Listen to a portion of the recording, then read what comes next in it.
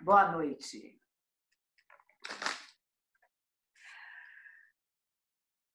Que bom que vocês vieram. Eu mesma não sei se viria. Se fosse mais nova, com certeza. Eu gostaria de saber o que uma atriz que já passou, provavelmente, certamente, da metade da vida teria a me dizer. Eu não sei se vocês vieram mais uma vez rir das minhas piadas ou rir da minha cara. Se vieram por medo, morbidez, sobressalto. Se acharam um convite instigante, perverso, não sei. Não sei mesmo. Do mesmo jeito que eu não sabia o que fazer, falar, montar quando eu queria uma peça com a minha assinatura. Sim, eu escrevo, não profissionalmente, apesar de bacharel. Mas a vida me levou para outras praias, nessa Pauliceia antes encantadora e agora imunda. Salve, Dória! O fato é que, ao receberem o meu convite para comparecerem aqui na rede de leituras, com o número da sua senha, para assistir O Último Suspiro de uma Atriz, título dessa noite, vocês pensaram em quê, queridos jornalistas? Morte. Suicídio.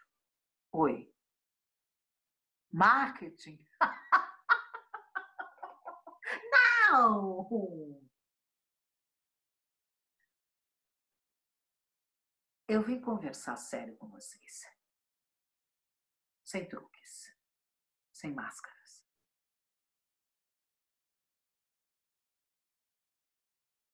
Envelheci.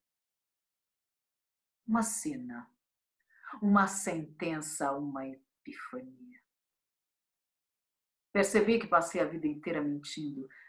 Talvez por ser atriz desde menina. Uma boa atriz. Uma boa mentirosa. Minha família é de circo. Meu pai e minha mãe vieram do circo. Não eram atléticos, ilusionistas, muito menos domadores. Pá! Apesar de bastante cruéis. Minha mãe fugiu com um trapezista francês, achou que estava fazendo um voo mais alto e acabou levando um belo tom. Virou faxineira no Louvre. Algum glamour restou. Restos. Fascinou durante anos. Ela me escrevia, telefonava pouco porque era caro. Lembra que a gente tinha que usar telefonista e mais tarde aqueles cartõezinhos de interurbano? E sempre se vangloriando de viver na Europa.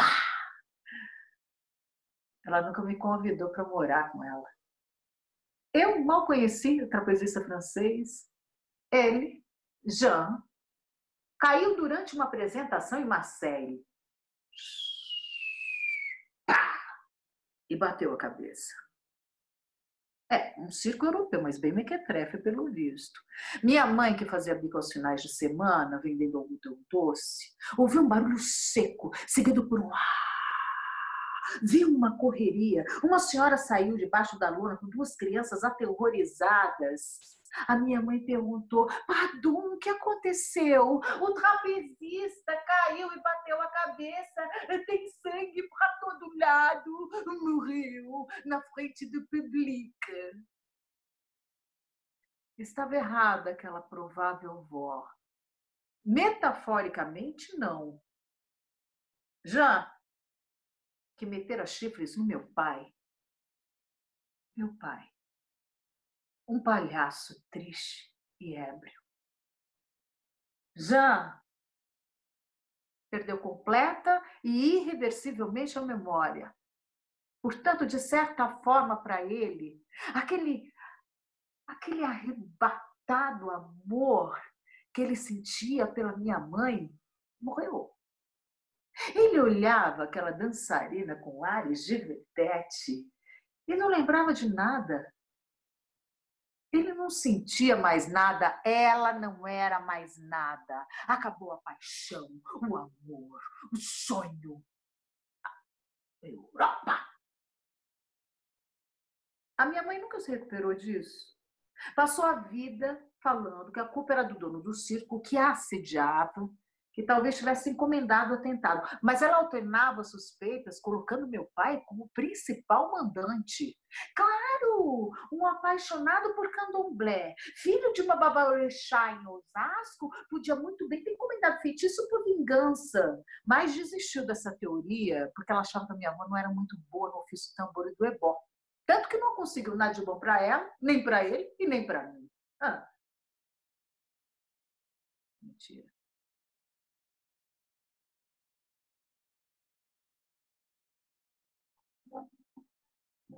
Tudo que eu tenho, eu consegui com a raiva que no fundo eu senti da minha mãe.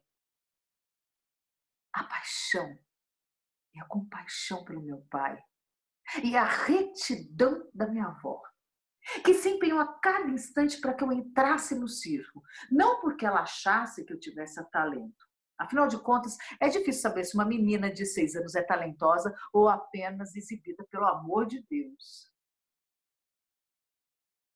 Na verdade, ela queria que eu ficasse perto do meu pai. Ela dizia que ele era um grande palhaço e que demoraria para ser reconhecido. E que a única chance disso não acontecer seria por culpa da bebida. Também que enveredou, se acreditando ser uma espécie de Vicente Celestino atropelado por um Jean loiro e voador. Você acredita nisso? A minha avó coloca uma menina, uma criança de 6 anos de idade, num circo para cuidar do pai. Para ser talvez a mãe do próprio pai. Bom, se a macumba dela não funcionava pelo jeito, o juízo também não. Quando eu cheguei no circo, tará, tará, meu pai estava de casa com uma moça tão baixinha, tão pequenininha, mas tão pequenininha, praticamente uma anã. Seu nome era Solange. Ela era aguda e tinha uma cara de safada, mas eu gostava dela. Ela bebia muito com meu pai, mas sabia parar. Ela era risonha e ela lia cartas. Um dia, ela leu no tarô que estava grávida. E mesmo sem fazer exame nem nada, saiu me rodopiando, gritando de forma cantada: "Você vai ter uma irmã! Você vai ter uma irmã! Você vai ter uma irmã!" Ai, que louca!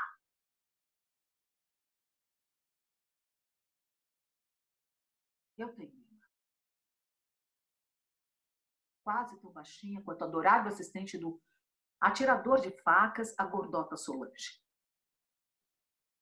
A minha irmã se chama Elsa, é linda, inteligente, rebelde, uma voz agudíssima e também lê cartas. Ah, ela é uma graça. Bom, a minha mãe aparece de volta no circo. O meu pai tem uma crise de choro e sumiu. Desapareceu. Solange ficou puta, mas estrategicamente acolhe a recém-chegada, dando a ela o mesmo destino que tivera na França, não da faxina, do algodão doce. Durante semanas, as sessões tiveram algodão doce e não tinha dupla de palhaço que fazia a turba. Um deles, o Palito, se apresentava agora sozinho, já que meu pai, bêbado e apaixonado, sumiu, evaporou. O dono do circo, o outro, assediou minha mãe novamente. Sina, Solange foi defendê-la, deu um tapa na cara do sujeito e as duas foram mandadas embora da caravana. E eu e Elsa fomos juntas morar com elas no cortiço. O quê? Meu pai? Ah, voltou. Semanas depois, frouxo. Chocado com a cumplicidade das duas e a boataria de que elas estariam tendo romance, nos retirou de lá à base do sequestro. Elas nunca levaram caso na justiça. Ah, deviam estar gostando, né? De viver aquele amor livre, sem criança por perto, totalmente savage. E papai nos levou para morar na casa da macumbeira sagrada de Osasco. Banho quente, cama esticadinha, fígado, legumes e óleo de rícino. O exemplo. Eu tinha que ser o exemplo. Levar e buscar Elsa na escola, fazer as lições de casa, catar piolhos, contar histórias. Puta que pariu. Aquela menina tinha virado minha filha. E por mais amor que eu sentisse por ela, eu não tinha escolhido isso. Mas como abandonar uma criança?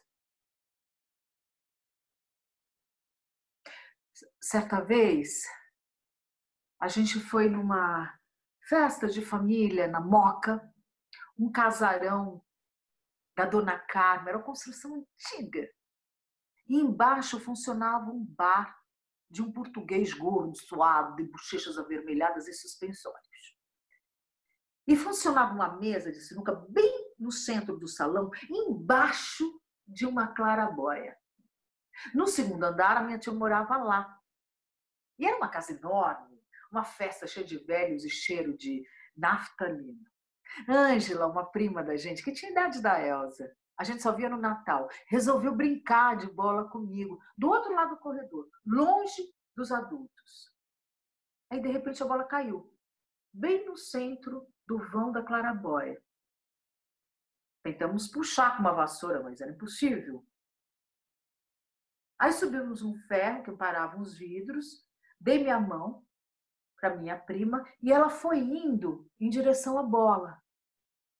De repente, um trovão bem alto assustou. E ela caiu. O vidro arrebentou. E ela chegou morta na mesa de sinuca, onde meu pai e o pai dela jogavam uma partida.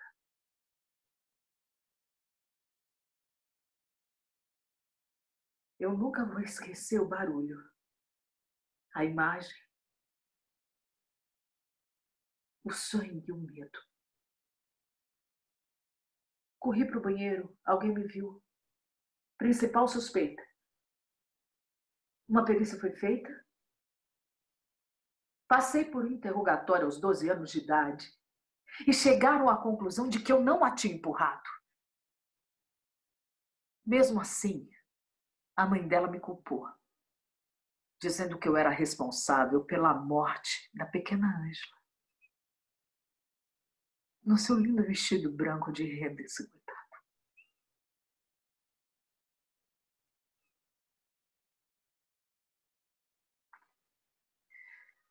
Em princípio, a minha avó não se sentia segura que eu continuasse a cuidar de Elsa. Eu percebia isso quando ela dizia: pode sair, mas está sob sua responsabilidade, hein?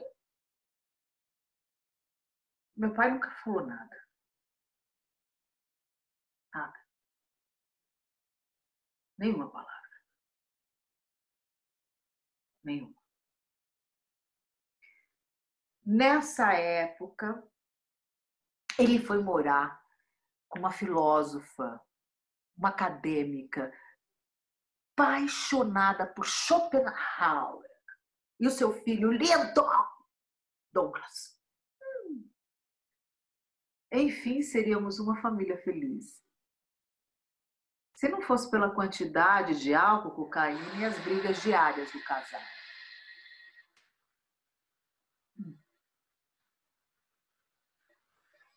Ah, a essa altura, Solange e minha mãe foram morar em Arembepe. As duas casaram com 2 irmãos gêmeos. Se bobear, revezar os rapazes, hein? Muito amor, muita liberdade, muito afeto. Esse comentário contém ironia, ok? Ai, meu pai foi chamado para dar um curso de palhaço onde, gente? Onde?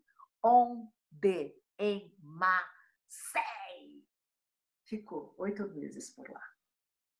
E nós, ficamos com a muito solar, doce, filósofa drogadita.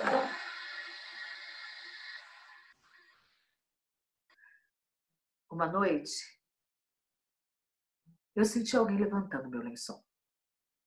Na hora eu pensei que fosse Elsa, mas eu logo percebi que era um homem. E por um segundo, eu quase morri de alegria do meu pai, meu herói. Veja bem o meu nível de herói. Ter voltado. Não era ele. Era Douglas, meu irmão. E eu, adolescente, mesmo sabendo que estava tudo muito errado,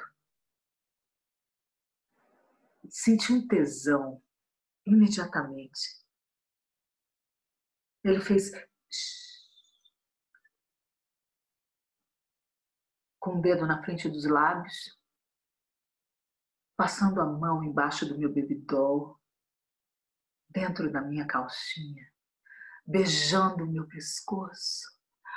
Ai, o calor subiu imediatamente. Elsa dormia na cama ao lado, como um anjo. De repente, eu gemi alto e ele tapou a minha boca com força, enfiando a lateral da mão imensa e peluda quase na minha garganta. Com a outra mão, arrancou meu babydoll, minha calcinha, e enfiou aquele pau imenso dentro de mim. Que dor, que nojo. Aquilo não acabava nunca. Eu rezava para Elsa não acordar.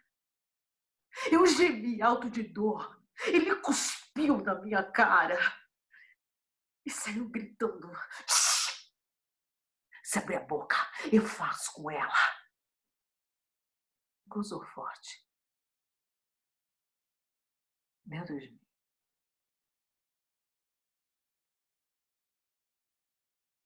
Eu chorei a noite toda. Todas as noites. Muitos dias. Durante anos. Engravidei. Roubei dinheiro da minha avó, da madraça de Branca de Neve, da Branca de Neve. Vendi uns LPs e fui fazer um aborto no pardieiro que a mulher do zelador tinha me indicado.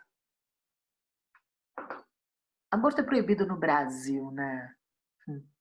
A gente tem que fazer escondido. Ela fazia faxina lá em casa e sabia a maravilha de lar que a gente tinha. E mesmo assim, disse para eu ficar de bico calado para não estragar o casamento do meu pai. E pediu para eu não contasse para ninguém que ela sabia de tudo, com medo que ela e o marido fossem mandados embora.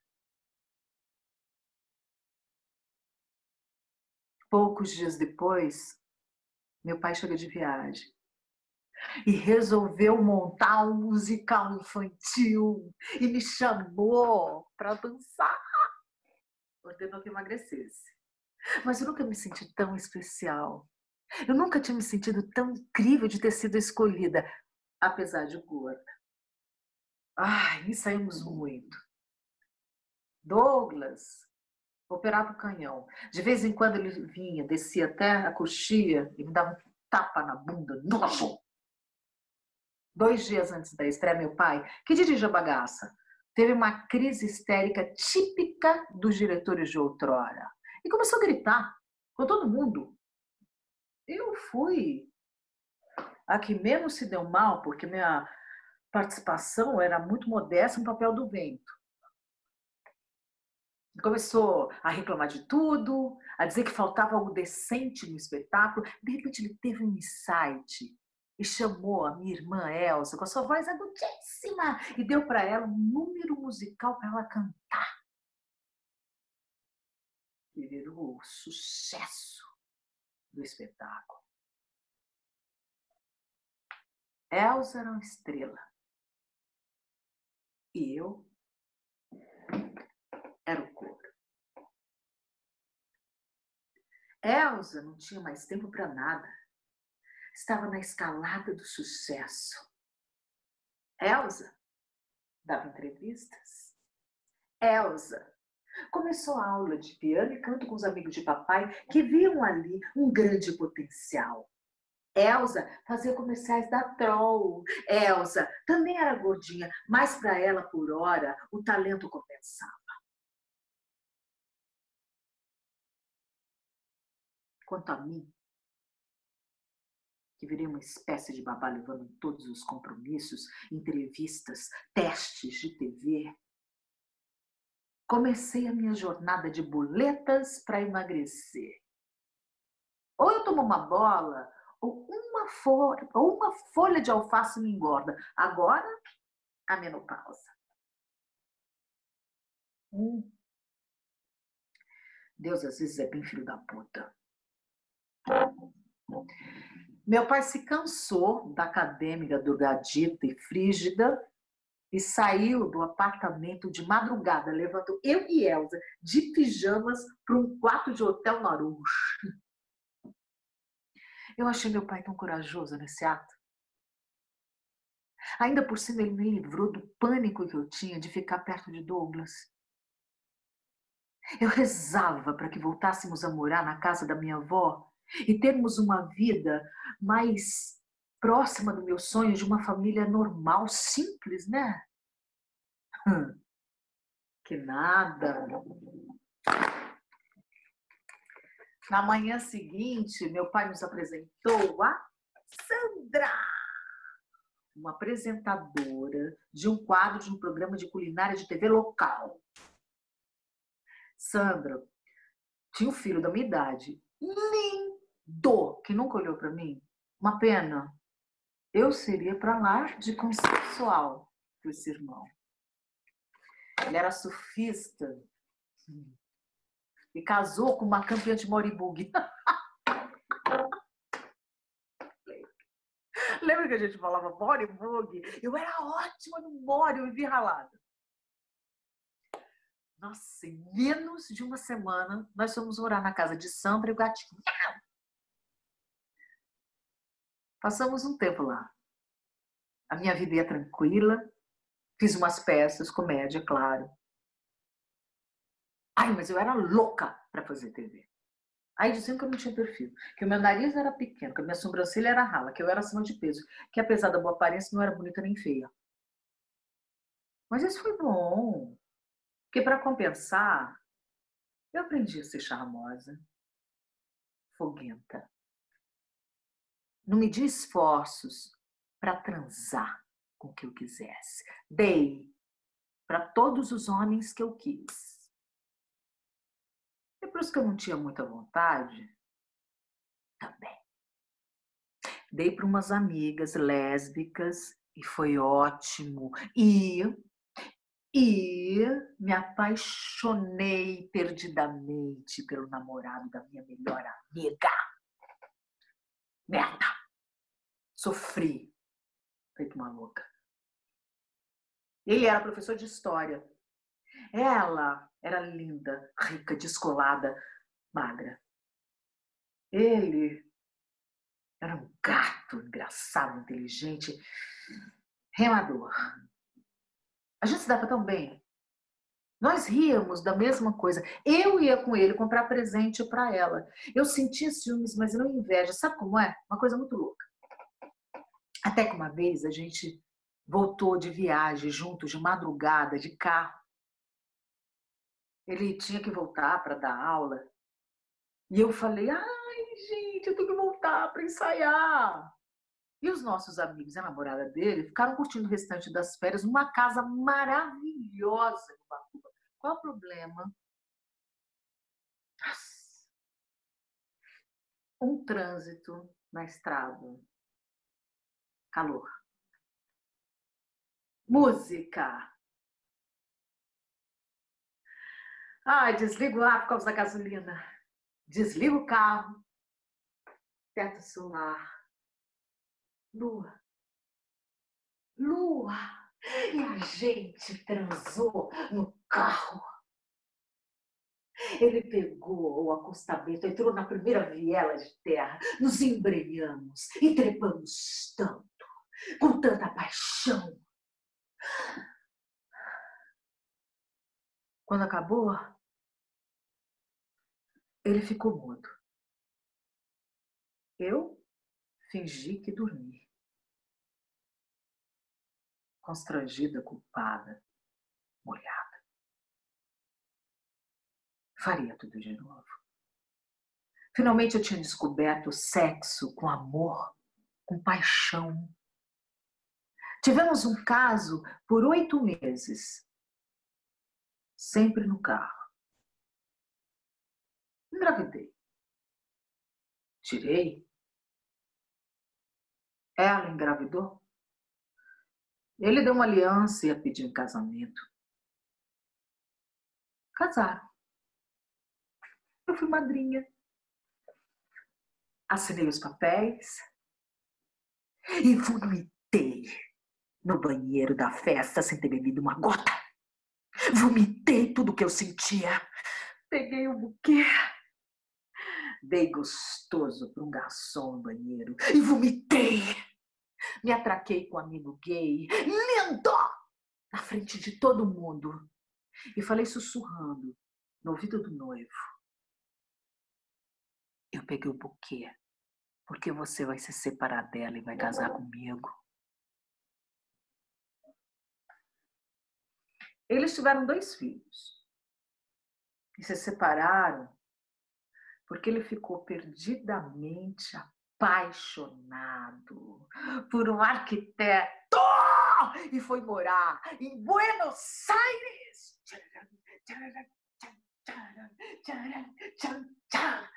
Ah! Eu pensei em Lauro anos a fio, diariamente. Eu acordava de manhã e antes do xixi eu pensava nele. Às vezes eu passava o dia sem pensar. Aí à noite na cama eu pensava, hoje eu não pensei, merda. Eu me lembro do jeito dele beijar. O pau mais bonito que eu já vi. Grosso, pesado, reto. Eu era dominada por ele. Aquele pau comandava a minha vida. Destruiu minha moral, minha ética. Me fez cometer loucuras. Um salve pro arquiteto argentino, espanhol, hispânico, que está se dando bem à beça e que iluminou a minha obsessão de ter Lauro e seu belo pau de volta. Será que ele enjoou de mulher? A vida é mesmo surpreendente. Entrei na TV. Entrei na TV! Um dia eu conversei charmosamente com o diretor de um seriado novo. Ai, eu tô um pouco acima do peso, eu tô insegura. Ele respondeu, foda-se a comédia. Que alívio, passado 50. Será que eu vou continuar me exigindo isso? Será que eu vou continuar a me colocar nesse lugar? Será que a gordura é responsável pela minha infelicidade, a minha, a sua, a dos outros? Gordura. Meu pai começou a passar fome aos 60 anos. Estava sozinho, bêbado, decadente, separado mais uma vez. Pensei em colocá-lo na casa dos artistas, mas não consegui. Chamei para me dirigir. Produzi com meus 20 e tantos anos de idade. Meu Deus, como ele é brilhante, inteligente, culto, engraçado, sedutor. Como esse filho da puta. Perde hora, bebe pé de vale, falta ensaio. É impressionante como tem gente que tem tudo na mão e não tem empenho e determinação. Meu pai, minha irmã, eu nunca tive nada de mão beijada. Nem família, nem beleza, nem amor. Nada. Nem trabalho, nem talento. Eu tenho empenho. Eu sou esperta. Faço piada porque sou sagaz, mesmo que ela afaste todos de perto de mim. Se o humor é minha porta de entrada, eu, Dolores, filha de um maldito palhaço, não meço esforços para brilhar no meu único picadeiro iluminado. Eu não perco uma piada, nem na vida nem no palco, nem que eu tenha que morrer por isso.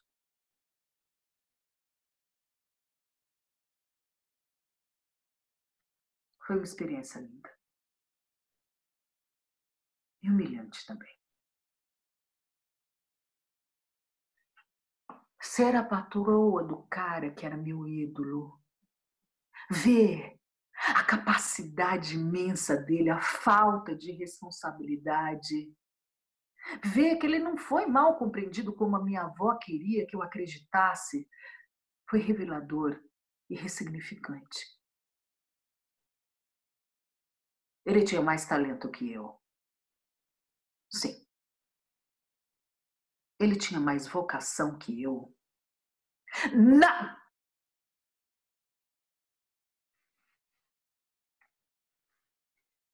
Bom, depois dessa experiência com meu pai, eu fui resolver uma história com minha mãe. E fui para Paris treinar o meu parque francês. Na verdade, eu queria saber como a minha mãe se sentia sendo uma estrangeira. Eu fui para lá na mesma idade que ela tinha quando ela correu atrás do trapezista. Eu queria entender a minha mãe. Ela é uma mulher tão liberal, corajosa. Não tinha coragem de abrir a boca, de me indicar um atalho na vida. Eu podia tudo, mas era como se eu não tivesse certeza de nada. Minha mãe me passa um exemplo. Eu tenho viés de uma adolescente como referencial feminino. Vive com uma mísera pensão do INSS. Eu pago o plano de saúde dela e de duas irmãs que ela adotou diretamente de uma refugiada do Sudão que não tinha condições de cuidar das meninas. E a minha mãe tem? Eu tenho? Ai, uma parte para eu falar do tempo. Solange acabou com a sociedade, com a minha mãe. E foi morar em Alto Paraíso. E entrou numa seita que tomava ayahuasca. A última vez que eu encontrei foi por um acaso no aeroporto, numa conexão no aeroporto de Brasília. Ela estava careca. Eu tomei um susto. Na hora eu pensei que hino. Não perguntei. Depois eu pensei, deve ser um tipo de preceito religioso. Não perguntei. Aí, no meio do papo em que ela dizia que eu deveria perdoar minha irmã, senão produziria um câncer, eu perguntei quem que ela não tinha perdoado por tanto.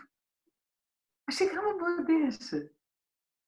Ela riu muito e respondeu: Ai, você tá falando isso por causa da minha careca? Piolho, minha filha, uma infestação. Como eu crio macacos e pombos, eu resolvi raspar tudo, máquina zero. A minha vida melhorou tanto que eu resolvi deixar. Por que você não experimenta? Se bem que não, né? A sua beleza mora toda nos seus cabelos. Olha, eu nem senti raiva.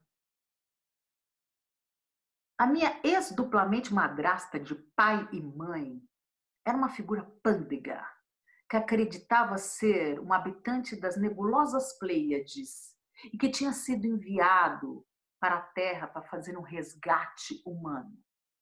Ela dizia que o planeta se acabaria numa enchente e insistia para que eu e Elsa fizéssemos natação e esperássemos o resgate interplanetário. E ela falava isso sério. Voltando para minha viagem de autoconhecimento, a França.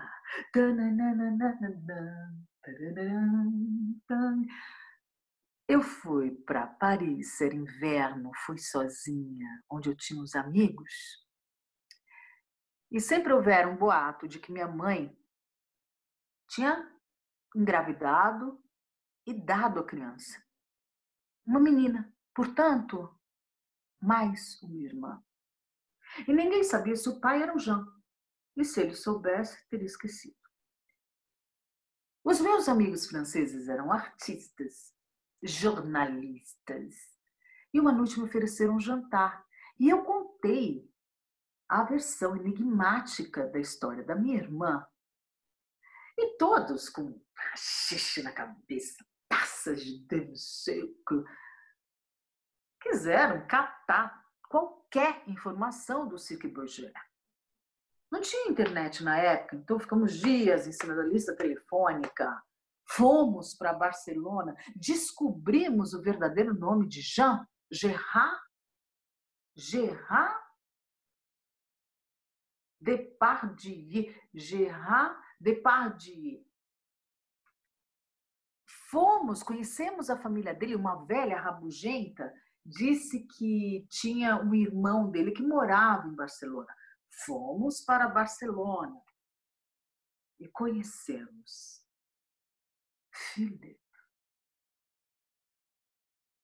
um homem lindo, que no alto dos seus 60 anos me cortejava. Ali eu conheci a força do hormônio da família. Depardieu. Ele disse que ela engravidou e que Jean Gérard a fez tirar a criança porque achava que ela havia traído Paris. Coitada dessa criança. Coitada. Coitada de mim. Que quanto mais eu me auto-stalkeio, mais dureza me aparece. Um resto, um só respiro poético.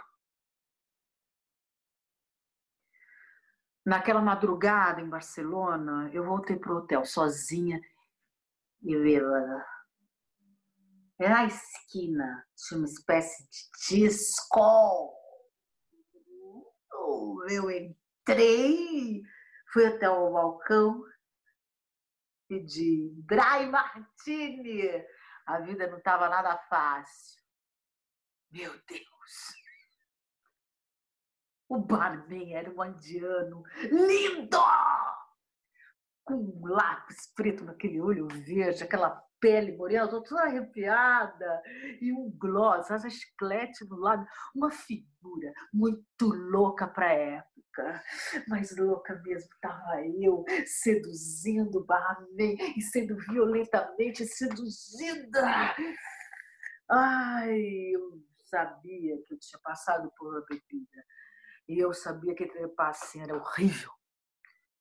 Eu escrevi um bilhete, pus o nome do meu hotel, o meu nome, o endereço, o meu quarto, e perguntei se ele me daria a honra de uma visita depois do expediente. Ele respondeu, grazie. Voltei correndo para o hotel. Deixei o nome dele na portaria. Paguei um extra de pernoite adiantado. Tomei umas 4 de para passar o porre. Tomei um belo banho de banheira. Ai, adormeci.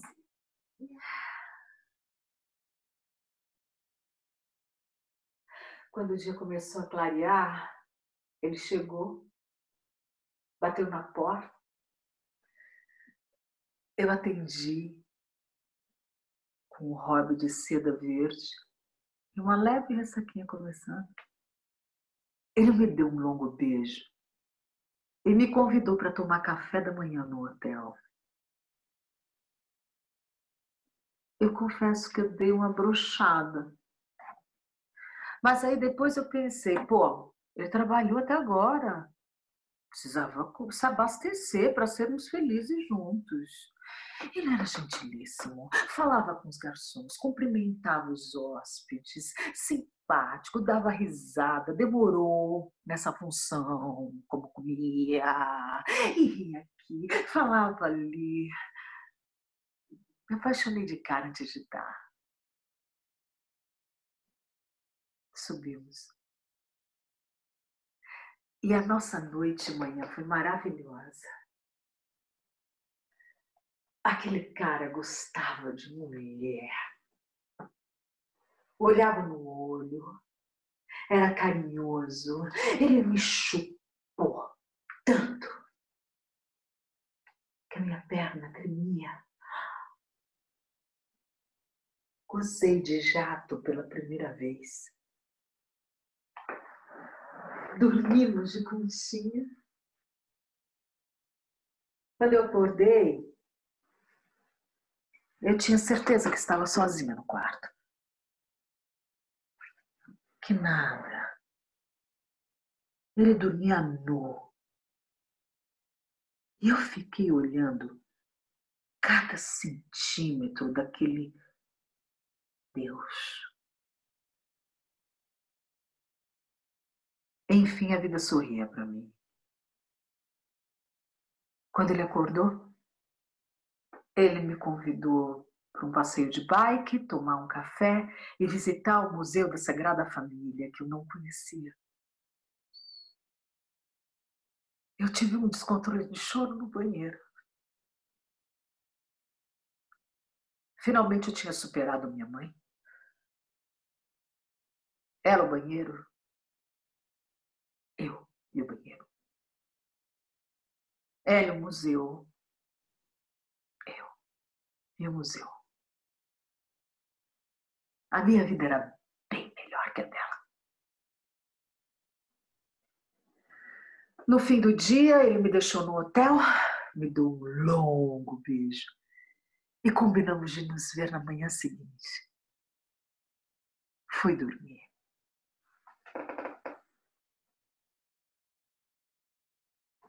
Acordei sobressaltada de madrugada com socos na minha porta. Era a polícia de Barcelona. Os meus amigos tinham voltado a Paris. Na madrugada anterior, um grupo terrorista separatista chamado Terra Ilu havia promovido um atentado em Las Ramblas, onde 19 jovens foram assassinados num atropelamento coletivo. Ravi estava sendo investigado há tempos e era um dos principais suspeitos. O meu rei indiano era catalão. Sua avó era indiana, por isso esse nome. Era barman. Lindo. Terrorista. Assassino frio que me encontrou como álibi perfeito. Por isso ele queria tomar café da manhã no hotel. Por isso ele conversou com todo mundo. Meu Deus. Esse cara me comeu muito na sequência. E nem por um segundo ele me fez perceber qualquer tristeza, preocupação, raiva, nada. Fui presa como cúmplice. Depois de 3 dias de muito vômito e muito depoimento,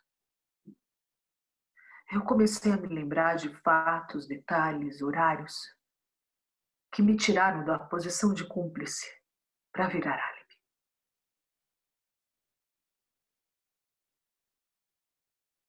Eu fui usada por esse cara.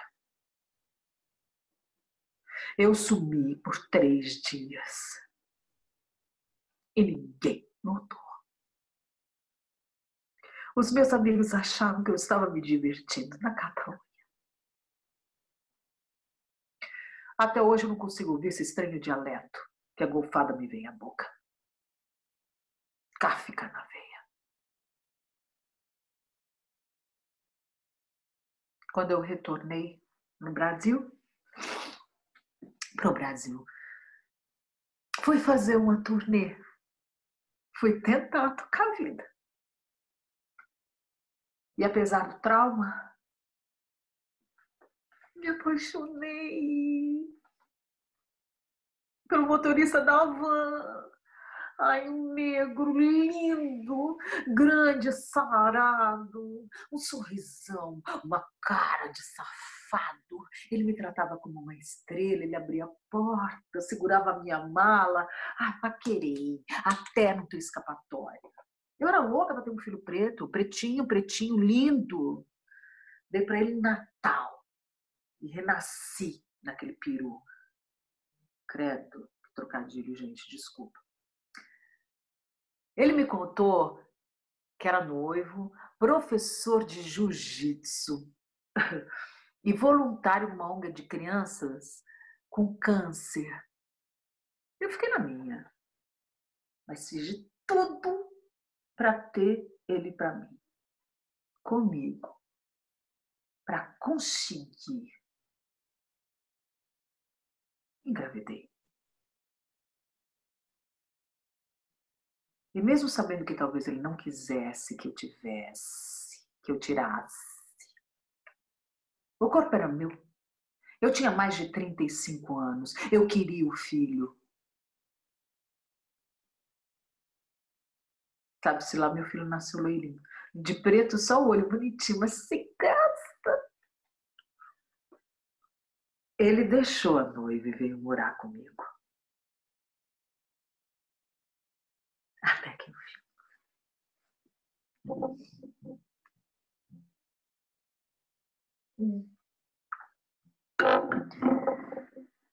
Depois de 10 anos, nosso casamento começou a esfriar, a gente começou a olhar para o lado.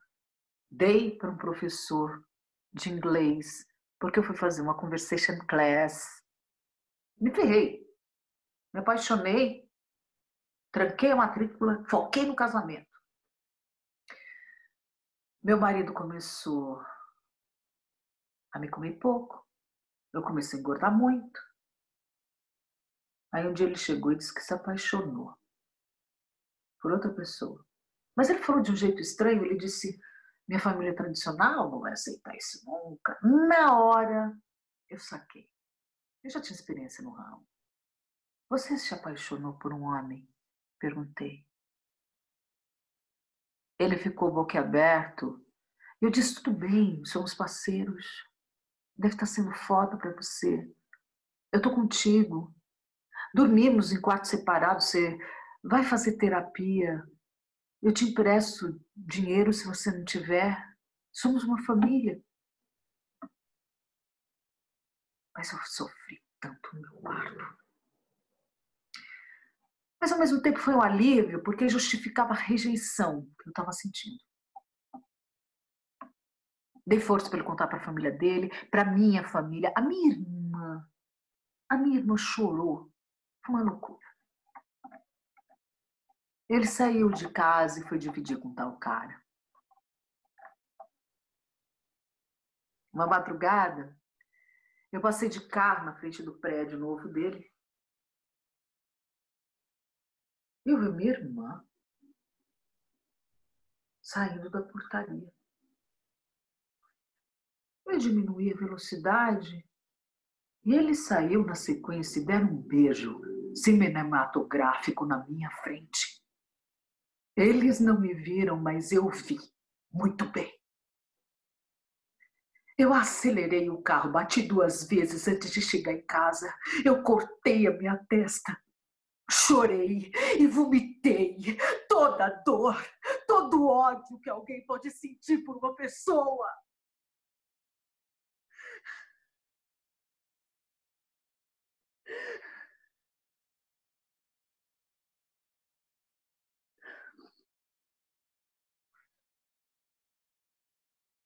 Hoje a minha irmã é a madrasta do meu filho. Tia-drasta.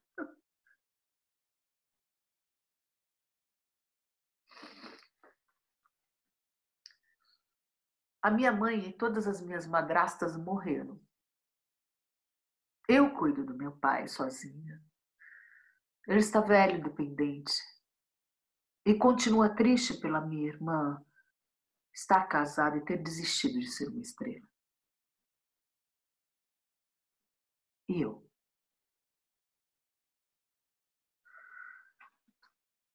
Eu penso muito em suicídio. Muito mesmo. Eu só não faço isso porque eu sei que os pais podem foder a vida de um filho. Eu não desejo isso ao meu. Eu me arrasto por essa vida sem brilho, com um pouco de humor. Muita batalha. Eu chamei vocês aqui, queridos jornalistas, Porque eu não quero mais nada do que eu queria antes. Eu quero ter um fim. Queria um final feliz, mas digno, já está ótimo.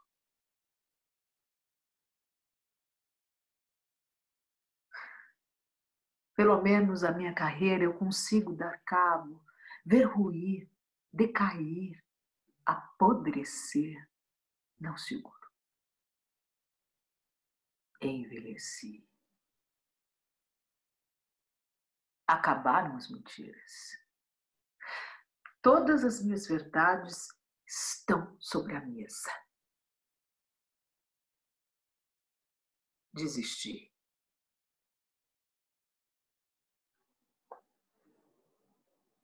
Será? Eu sou atriz, lembre-se. Se a minha profissão confundiu meu DNA, encerro a minha jornada aqui. Uma atriz é, antes de mais nada, uma mulher. Eis as minhas verdades. Cai o pano. Acabou o meu teatro.